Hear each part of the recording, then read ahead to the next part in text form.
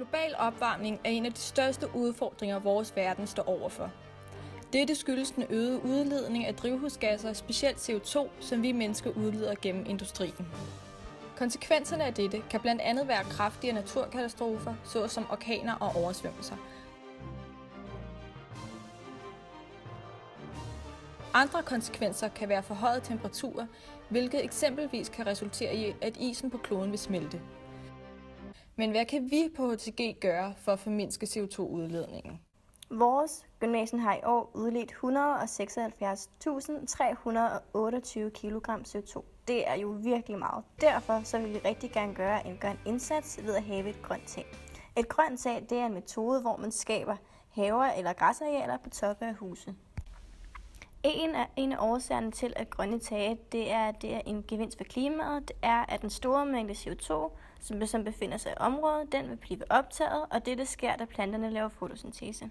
Et grønt tag optager 5 kg CO2 per kvadratmeter, og det betyder, at vi med et grønt tag på skolen vil optage ca. 35.000 kg CO2 på et år, hvilket svarer til ca. 1/5 af skolens CO2-udledning. Udover dette isolerer grønne tag rigtig godt, hvilket resulterer i et lavere energiforbrug til både opvarmning og afkøling, og dermed et mindre CO2-udslip.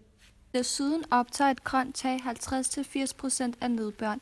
Det er en meget attraktiv fordel, da der forventes at falde meget mere nedbør over de kommende år, hvilket vil sætte vores kloaksystemer under et kæmpe pres. På nuværende tidspunkt falder der 800 mm nedbør om året i Høje-Taastrup Kommune. Dette viser undersøgelser for DMI.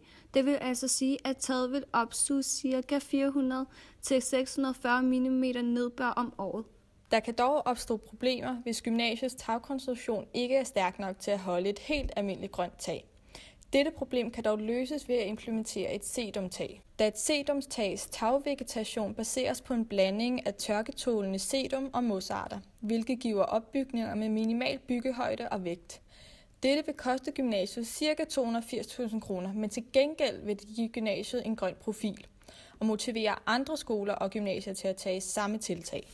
Dette mener vi vil gøre en kæmpe forskel for vores fælles fremtid.